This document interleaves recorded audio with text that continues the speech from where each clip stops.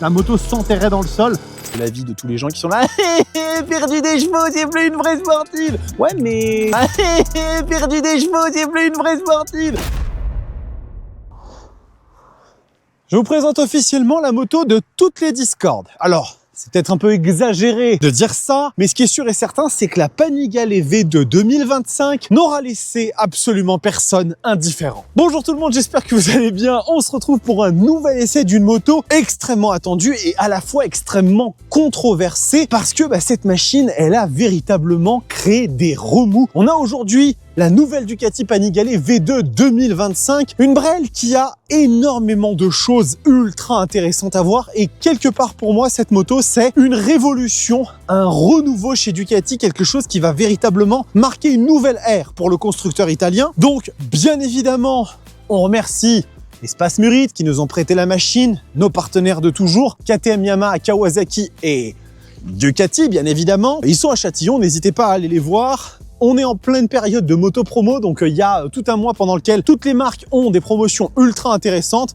Allez y faire un tour, il y a toujours des choses hyper chouettes à voir. Donc, on va parler de cette nouvelle Panigale V2. Donc pourquoi c'est un petit peu controversé l'histoire? Parce que la Panigale V2, c'est une machine qui était sortie il y a plusieurs années de cela, qui utilisait une plateforme qui lui donnait un bicylindre de 155 chevaux et qui a toujours été une machine relativement appréciée dans cette catégorie des sportives un petit peu, pas mid-size parce qu'elle était presque à 1000 cc, mais mid-puissance, mid-power, dans laquelle elle était quand même relativement seule avec certains modèles chez MV Agusta. Et en fait, tout a un peu basculé quand l'année dernière, Ducati a annoncé un nouveau bicylindre qui vient un petit peu casser les codes et changer un peu les règles. Donc on va voir ça ensemble, on va en parler, mais on va commencer bien évidemment par la chose la plus importante sur une Ducati, genre c'est même pas négociable, le look de la machine. Donc, si je dois commencer par un constat négatif, voilà, on va commencer par un constat négatif, c'est que je trouve effectivement cette Panigale V2 moins belle que l'ancienne V2. Il y a effectivement un truc qui me gêne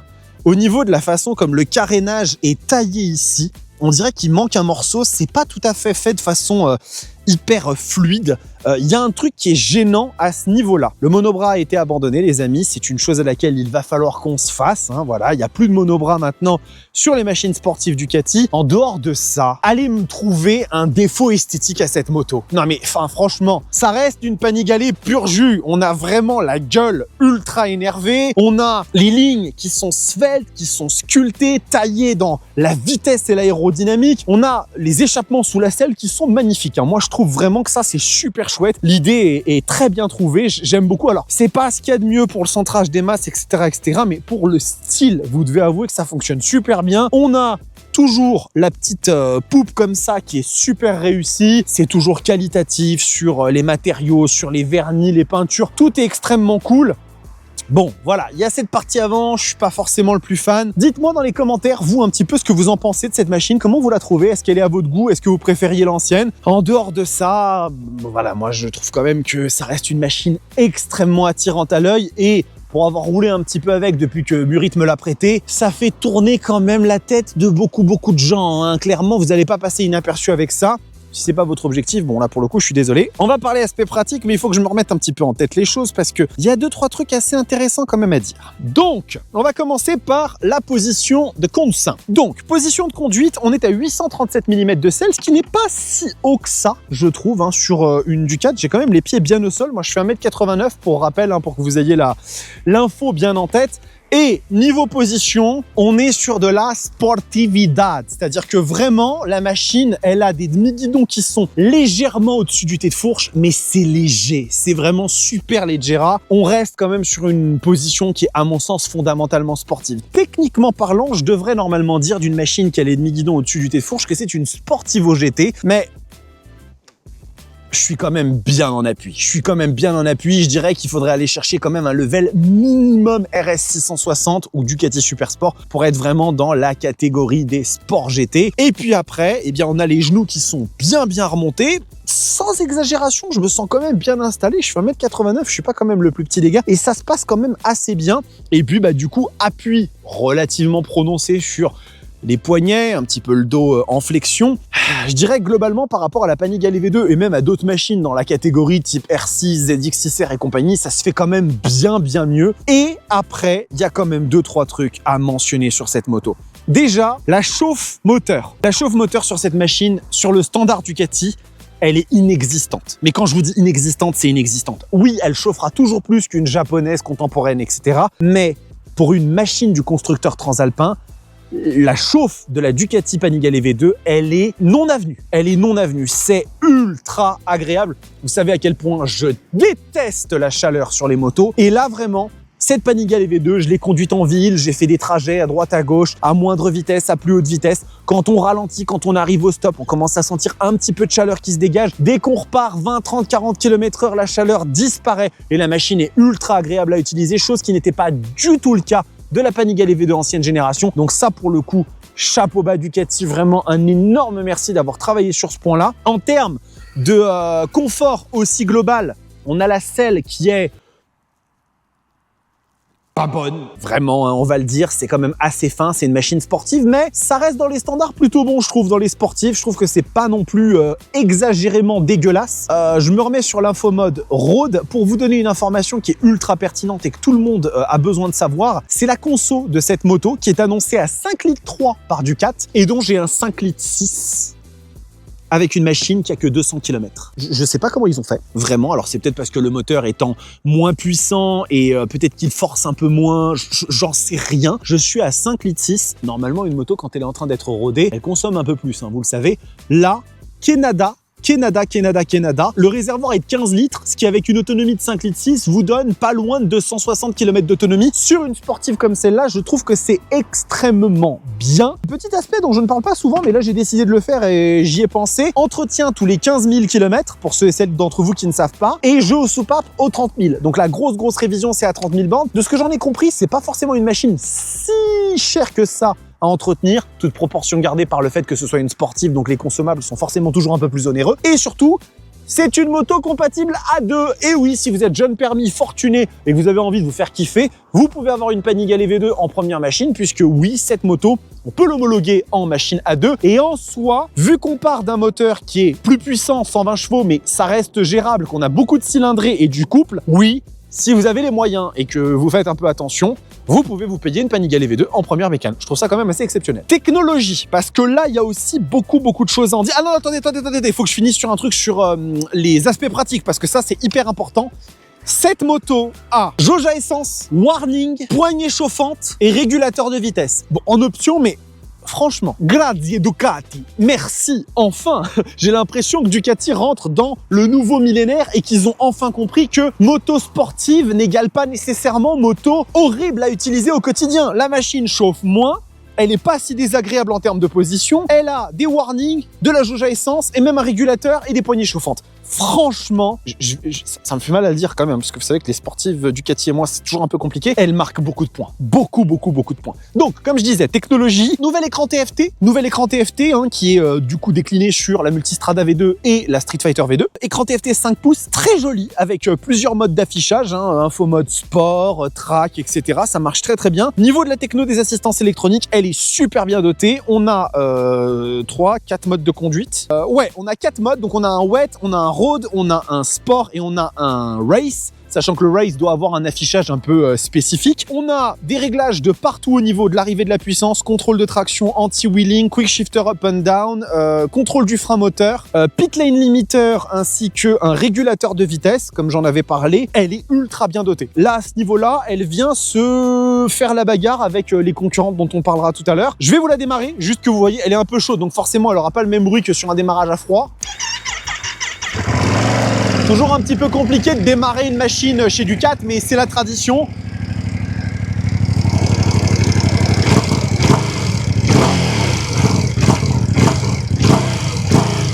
À l'arrêt comme ça, ça fait vraiment très plaisir. J'aime beaucoup le timbre. On va voir ce que ça donne sur la route. On monte dessus, on va la tester. Allez les amis, on est lancé sur la partie dynamique de l'essai de cette petite Panigale V2 et bien évidemment, on va d'abord parler du moteur de cette machine qui est extrêmement remarquable à plusieurs égards. Il y a plusieurs choses qui font que ce nouveau bouilleur, il est spécial. La première de ces raisons, c'est que ce moteur, c'est le plus léger de toute l'histoire de Ducati. Il ne fait que 54,5 kg et pour un moteur bicylindre de plus de 900 cc, croyez-moi, c'est extrêmement léger. Ça se ressent aussi au niveau du poids de la machine dont on parlera un peu plus loin dans la partie cycle. Donc c'est aussi un moteur qui est décliné maintenant sur plusieurs motos, sur notamment la Panigale et la Street Fighter V2 bien sûr, mais aussi sur la nouvelle Multistrada V2 dans une configuration légèrement différente. Il est fait un petit peu moins de puissance. Et la deuxième chose qui diffère dans ce moteur sur une Panigale, c'est que ce moteur, il est significativement moins puissant que la génération précédente. Et ça, c'est vraiment une grande première chez Ducati, qui est une marque qui a toujours mis en avant la sportivité et la puissance de leur moto. Et là, en fait, on passe de 155 chevaux sur la génération précédente de la Panigale V2 à ici 120 bourrins. C'est 35 chevaux de moins. Donc vraiment, ça a fait hurler dans les chaumières. Tout le monde s'est un peu plaint que ce moteur n'était pas assez puissant pour une vraie sportive. On verra si c'est le cas en utilisation sur la route. Moi, je vous spoil, moi non, ça ne fait absolument pas un problème, c'est pas un problème pour moi. Et puis on a aussi 93 Nm sur ce moteur qui seront très probablement utilisés d'une façon différente par rapport à l'ancienne Panigale V2, puisqu'on est sur une cylindrée assez similaire mais avec des valeurs de puissance moins élevées, ce qui techniquement a tendance à promettre normalement un moteur plus rempli dans les bas régimes. Bon, si on se parle tout de suite là de l'utilisation un peu urbaine, en ville, etc., c'est un moteur qui cogne un petit peu, effectivement, ça reste un bicylindre, mais c'est des bonnes vibes en termes de vibration, je trouve. C'est vraiment le bicylindre un peu gras, un petit peu cogneur auquel on peut s'attendre. Je trouve pas ça dérangeant, il faut tricoter un petit peu avec le sélecteur pour trouver le bon rapport, probablement un peu plus que sur un 3 ou 4 cylindres, mais c'est vraiment pas dérangeant du tout. Et c'est un moteur qui s'accommode quand même, je trouve, plutôt bien d'une utilisation quotidienne sans trop de problèmes. On verra ce que ça donne sur la Street Fighter, qui est très probablement plus adaptée à ce type d'usage, qui est véritablement un pur roadster, et donc qui a un peu plus cette appétence, on va dire, à être conduite dans des situations un peu plus quotidiennes. Mais franchement, je vous dis tout de suite, c'est pas dérangeant du tout. Et puis après vient ce moment un peu de libération. On a envie d'ouvrir, et là je suis en mode sport avec quelques petits ajustements. Le mode de puissance est amené au plus haut et on va voir un petit peu ce que ça donne.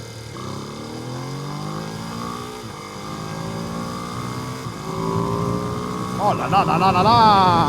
Mais oui! Enfin, Ducati! Vous avez compris ce que c'est qu'un bicylindre! Oh là là là là! Le moteur de cette Panigale V2, contrairement à l'ancienne génération, se distingue immédiatement, instantanément par de la hargne dans les bas régimes. C'est un moteur qui est rempli en bas. On est là, on est à 3000, on envoie, le moteur, il s'envole instantanément. Il n'attend pas d'arriver à 6, 7, 8 000 tours minute, comme c'était le cas pour l'ancien. Et franchement, c'est un plaisir instantané à conduire. Ce moteur devient beaucoup plus charmant à mon sens. Pas parce que juste ça a du couple, mais parce que c'est un bicylindre et que par conséquent, d'un bicylindre, on attend en règle générale qu'il ait du couple. Et là, ça envoie tout de suite. Alors, j'évite de trop aller chercher les régimes. On le fera un petit peu plus loin quand on a la belle ligne droite dégagée une ou deux fois pour que vous puissiez voir, puisque la moto n'a que 212 km au compteur, donc j'essaye aussi un petit peu de l'aménager sur l'aspect, on va dire, monter dans les régimes. Et ouais, franchement, ça fait plaisir, parce que vraiment, ce moteur, il a la santé. Il est vraiment beaucoup plus vivant et du coup beaucoup plus adapté à l'usage que pour moi cette machine remplit, à savoir être une sportive mixte. Une sportive qui se veut être à la fois performante sur un circuit, aucun problème bien évidemment, mais aussi sur la route. Et ça, elle le fait très bien, tout du moins sur la partie moteur. On verra la partie cycle un peu plus loin. Mais déjà, je vous le dis tout de suite,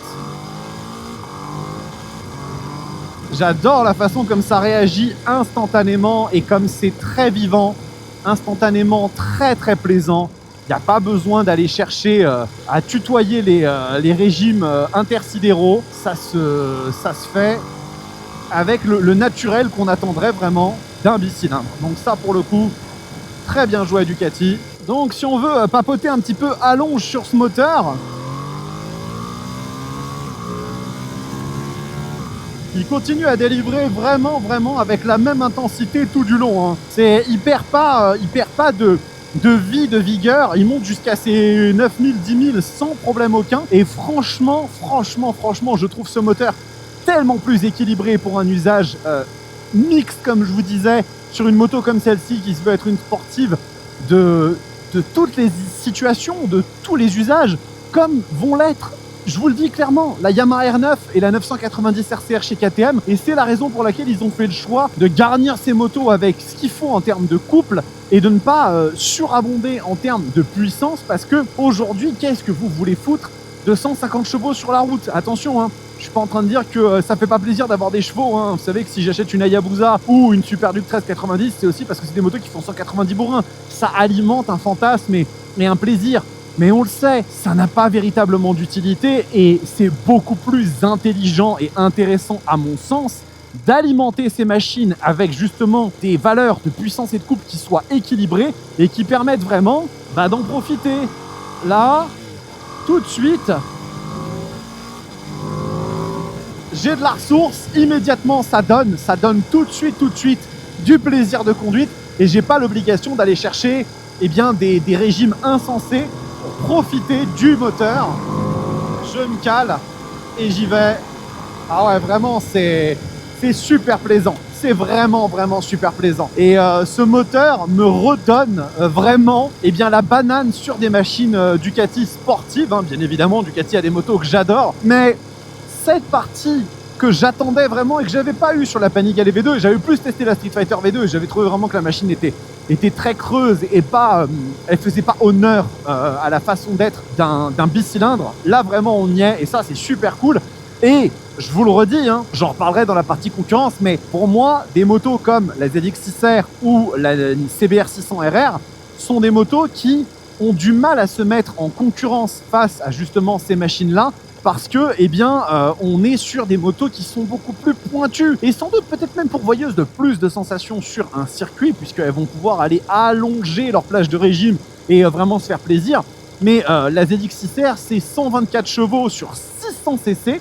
Je vous laisse imaginer à quel point il faut aller la cravacher. Alors, il y en a qui adorent, et je ne condamne pas, hein, je peux comprendre tout à fait, mais pour un plaisir immédiat et fun, je trouve que des motos comme celle-ci sont plus adaptées. Bon les amis, j'ai dit ce que j'avais à dire concernant la partie moteur de cette Panigale. Vraiment, c'est une franche réussite. J'en suis ultra fan. Je trouve qu'on est vraiment sur un bouilleur qui est très bien né, qui a beaucoup de répondants à bas régime, qui a de la longe, il n'y a aucun problème. Sa puissance et son couple surtout sont tout à fait suffisants pour avoir des belles sensations sur la route. Et écoutez, maintenant il ne reste plus qu'à parler de la partie cycle.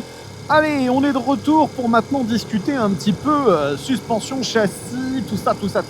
Donc, il y a beaucoup de choses intéressantes à dire sur cette moto. L'une d'entre elles est que le châssis de cette Panigale V2, c'est un monocoque aluminium. Donc là-dessus, Ducati n'ont fait absolument aucune concession et aucune divergence par rapport à leur héritage et à leur excellence dans le domaine de la sportivité, puisque ça, vous le savez, c'est quelque chose dans laquelle ils sont extrêmement forts. Et le monocoque aluminium, c'est les lettres de noblesse du châssis par excellence chez Ducati en ce qui concerne la sportivité. Donc on retrouve ce qui a fait le succès d'une Panigale V2 et même d'une Panigale V4 pour ne rien cacher. Et on a une machine qui, grâce à l'allègement de son moteur, pèse dans cette version V2S 176 kg sans le carburant, donc très probablement quelque chose comme 181, 182, bon, quoique c'est 15 litres, donc peut-être un peu plus proche des 187, 188 kg, moins de 190 kg en ordre de marche. C'est vraiment extrêmement léger et elle paraît vraiment ultra légère dès que vous commencez à la manier. D'ailleurs, on est allé faire un petit tour avec Mathilde pour qu'elle voit un petit peu à quoi ressemblait la machine. Et en fait, elle m'a dit, et c'est assez étonnant, quand elle est remontée sur sa RS 660, elle m'a dit, mais attends, mais ma RS 660, elle est plus lourde, genre je sens le poids de la machine. Alors que non, la RS 660, elle est un peu plus légère que la Panigale V2, mais la façon comme le châssis est fait, et la partie cycle aussi, nous emmène immédiatement à avoir ce ressenti ultra agréable. Donc là-dessus, aucune concession n'a été faite de la part de Ducati. Et en ce qui concerne la partie cycle en elle-même, aucune concession n'a été faite non plus, puisque sur la version V2S, on va retrouver du Öhlins à l'avant et à l'arrière. À l'avant, on est quand même sur une fourche Nix30 s'il vous plaît, donc c'est ce qui équipait il y a encore 3-4 ans les Panigale V4, c'est quand même du très haut matos. Et à l'arrière, on a aussi un amortisseur Öhlins, tout est bien évidemment entièrement réglable. Ces motos ne sont pas dotées de suspension semi-active, elles sont en suspension tout à fait standard. Je peux le comprendre dans le sens où effectivement ça allège la moto, tout ce qui est système semi-actif, ça a tendance à alourdir un peu. Quand on manque peut-être un petit peu de puissance de chevaux, c'est bien de faire ce choix-là et ça reste des éléments qui sont absolument exceptionnels. Donc se plaindre serait, quoi qu'il advienne, bien mal avisé, ça c'est sûr et certain. Et pour eh bien, la partie freinage, eh bien, ce sont des étriers Brembo M50 qui gèrent le Barnum, ce qui est, pour une machine de cette catégorie, tout à fait acceptable, même si, il faut quand même le souligner, la R9 est équipée en Brembo Stylema et la 990 RCR sera équipée en Brembo iPure. Donc on aura très probablement des performances de freinage qui seront légèrement supérieures, voire peut-être même bien supérieures si ça suit au niveau de tout ce qui est durite et mètre cylindre. Mais ça reste quand même du très bon matos. On va voir un petit peu plus loin si ça suit en termes de performance dès qu'on commence à avoir des petites courbes. Donc je vais essayer d'y aller un petit peu tranquille parce qu'ils m'ont pas fait un rodage tout à fait paraffine free, si vous comprenez ce que je veux dire. Il y a eu plus de la ligne droite que de la courbe. Hop.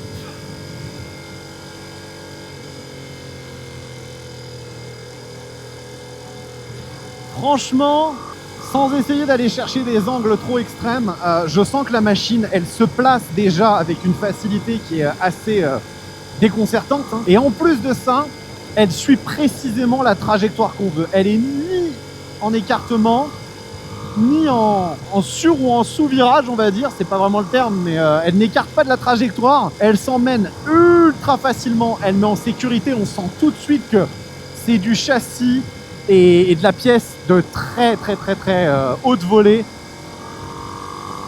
Ouais, vraiment, c'est hyper rassurant instantanément. Elle se plie à votre volonté. Je sais pas ce que va donner la R9 et la 990 RCR, mais avec cette Panigale V2, il y a déjà vraiment de quoi se faire extrêmement plaisir. Niveau freinage, il y a vraiment ce qu'il faut. Il est un petit peu... Vous savez ce que... Voilà, le dosage répond un peu moins instantanément que par exemple sur la 1300 GSA où j'avais vraiment l'impression qu'avec 1 mm de course, la moto s'enterrait dans le sol. Mais vous savez que c'est personnel. C'est vraiment une considération qui ne dépend que de moi. Ça reste quand même hyper puissant. Et les M50 sont suffisants pour cet usage. Pas de souci, c'est validé.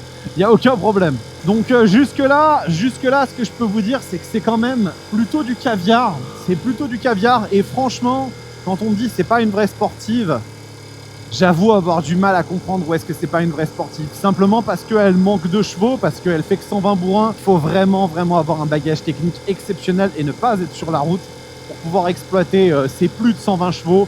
Donc franchement, ouais, je trouve que ça mérite vraiment qu'on s'arrête dessus. On va attendre d'arriver un petit peu plus au tournant de la vallée de Chevreuse. Ça fait longtemps que je ne les ai pas fait et là le temps est largement meilleur. Pour illustrer encore un petit peu le point, c'est bluffant. C'est juste bluffant. Elle s'emmène avec une facilité, c'est exceptionnel. Exceptionnel. Je m'attends pas vraiment à autre chose de la part d'une sportive Ducati, hein, mais ça fait toujours beaucoup de bien de le dire. Hein. Je pilote pas la moto, c'est elle qui me pilote. C'est vraiment la notion qui ressort, c'est qu'elle fait tout à ma place. Bac moins 8 en pilotage, pas grave, prenez une Panigale V2 2025, ça ira très bien. Je peux pas mieux dire les amis, je suis repu. Bon bah écoutez, qu'est-ce qu'on peut apporter comme conclusion à cette partie cycle? Elle est fantastique, elle est juste fantastique. Hyper curieux de voir ce que donnera la R9 et la 990 RCR parce que vraiment il y a un match hyper intéressant. On va en parler bien évidemment dans quelques instants dans la partie concurrence, mais déjà là je peux vous le dire, ce truc c'est une vraie sportive Ducati pur jus. Allez, je vais prendre un café et on passe à la suite. Je suis chafouin.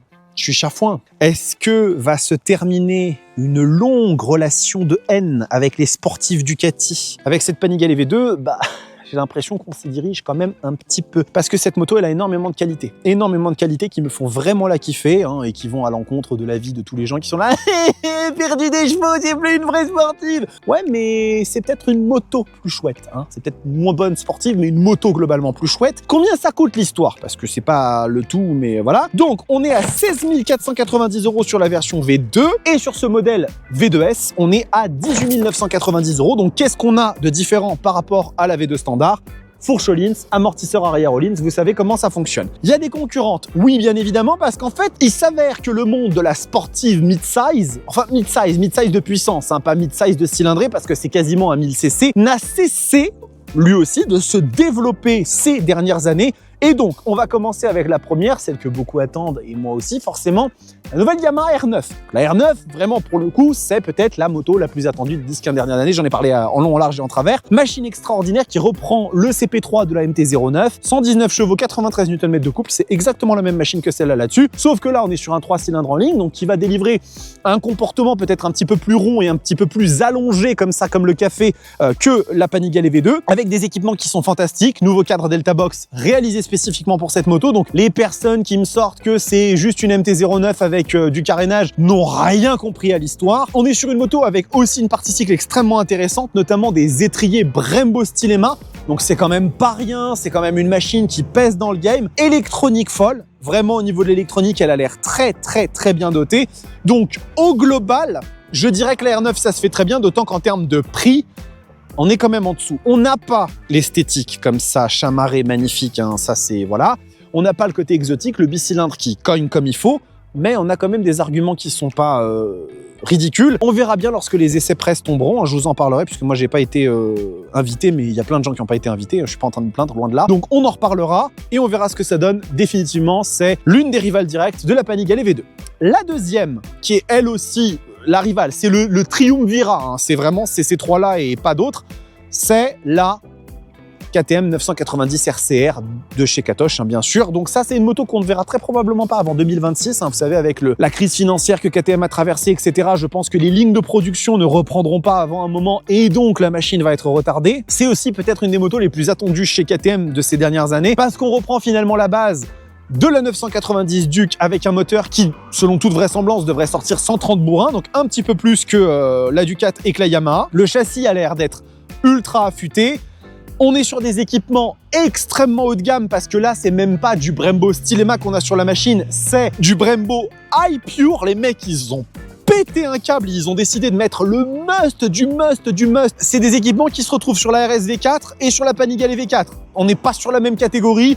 Ils ont dit, vas-y, c'est pas grave, on y va, on envoie. Moto extrêmement chouette à regarder, vraiment, quand je l'ai vue à l'ECMA et au Salon du 2 roues de Lyon, elle m'a coupé le sifflet, elle est magnifique. Elle fait beaucoup plus grosse et massive que ce qu'on pourrait croire avec son moteur. Elle a le nouvel écran, donc vous savez, l'écran ultra allongé qui permet d'afficher plein d'infos. Il est magnifique, il fait vraiment ultra techno. KTM, ils se sont énervés. C'est effectivement aussi une alternative qui peut vraiment très bien marcher, hein, la 990 RCR. Et la dernière, là pour le coup, on quitte un petit peu l'esprit presque 1000 cc et on reste sur de la sportive mid-size, mais voilà, c'est la ZX6R, la Kawasaki ZX6R, donc qui est une machine bien implantée déjà. On est sur une cylindrée beaucoup plus basse, hein, on est à 636 cc, avec 124 chevaux, voire même 129 avec l'air forcé, le ramer, donc machine avec des perfs hallucinantes pour sa cylindrée. Par contre, on n'est pas du tout dans la même philosophie que ces motos-là, c'est-à-dire que là, on va devoir cravacher les régimes, mais genre les cravacher avec une cravache du futur, parce que la moto,